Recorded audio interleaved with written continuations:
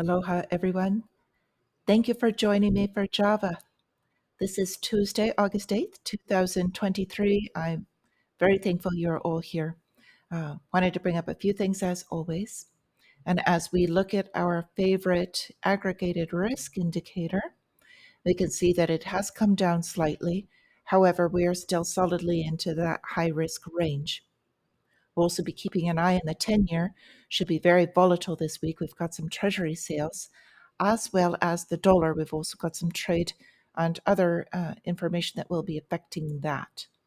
As we take a look at these markets, you can see that we are up from yesterday. We had a bit of a crash. They did have that correction we were talking about, but gold and oil are under some pressure. And that's due to a couple of things here that we will actually go over some of these as well. Looking at these rates, we will be keeping an eye on these bond rates.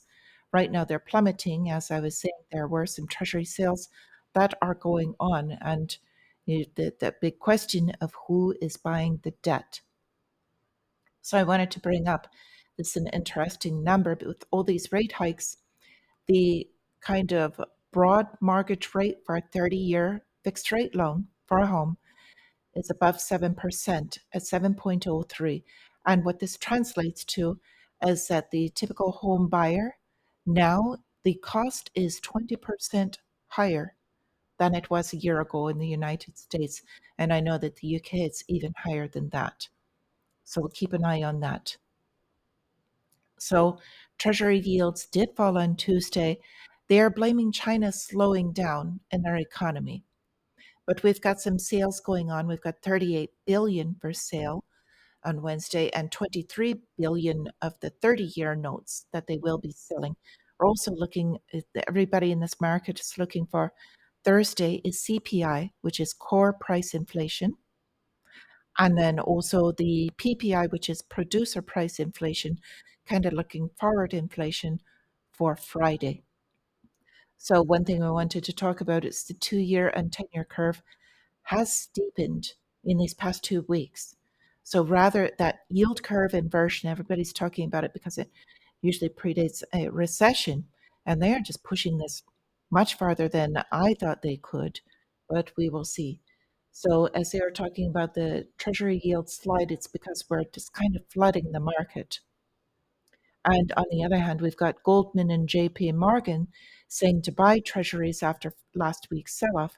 Well, somebody's got to buy that debt. So basically, like I was saying before, they're talking about basically front-running the Fed because they will increase those yields in order to entice buyers.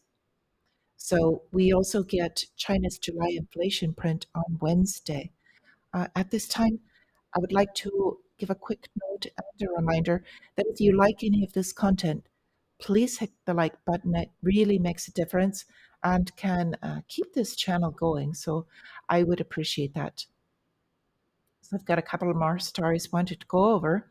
One is the other side of our economy. They're saying that they are still high in the consumer spending and that's supporting our economy despite these high interest rates and the low unemployment and wage growth as well. So inflation, but people are still spending, so they've still got demand, and the Fed still wants to kind of crush that demand. So they're talking about the decline in revolving credit, suggesting that maybe they're paying off some of that, or that Americans are starting to cut back.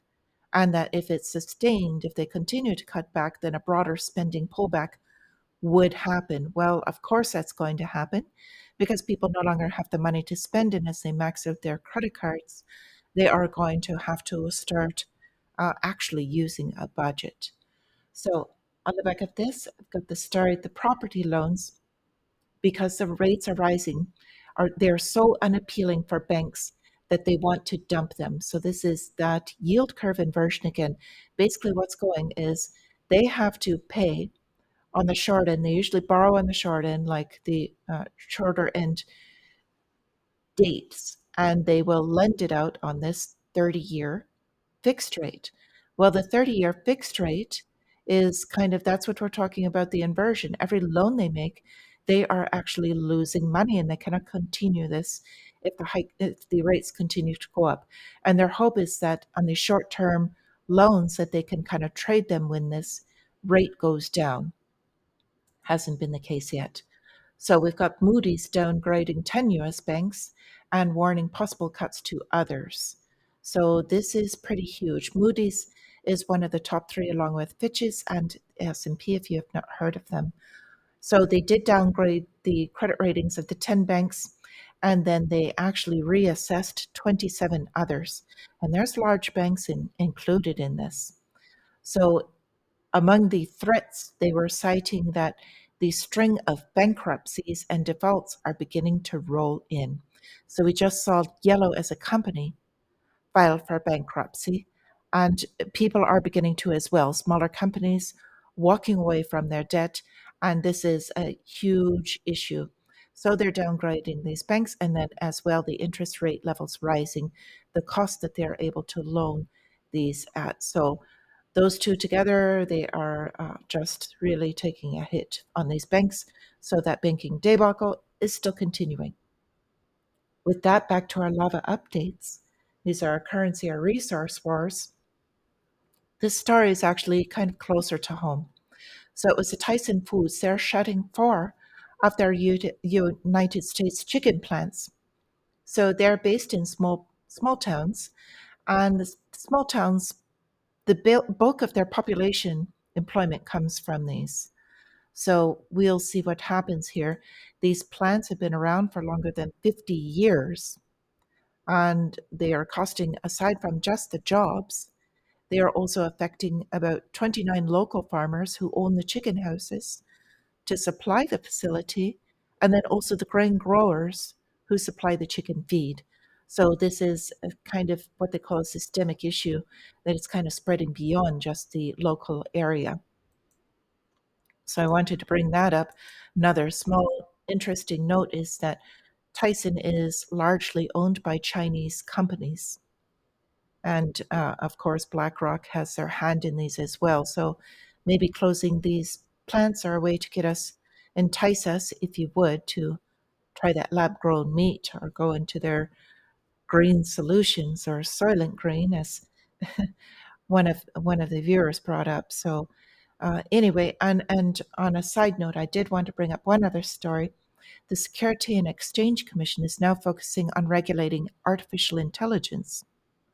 So they've shifted from cryptocurrencies, which it didn't do well in that and haven't finished there. And now they're saying that artificial intelligence, which I do agree, they will be huge in finance. So SEC wants to regulate artificial intelligence to balance in their words, balance innovation and risk.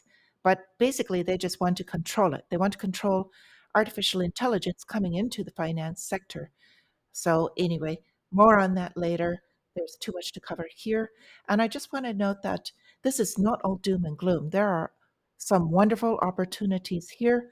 And what I would like to do, I want to do my best to help you stay positioned for when this time comes. We will have certain things that we need to kind of be careful of, and I will keep you on the right side of that as well. So, with that, I wish you all a green trading day or just a wonderful day in general. And until I see you again, my friends, stay free.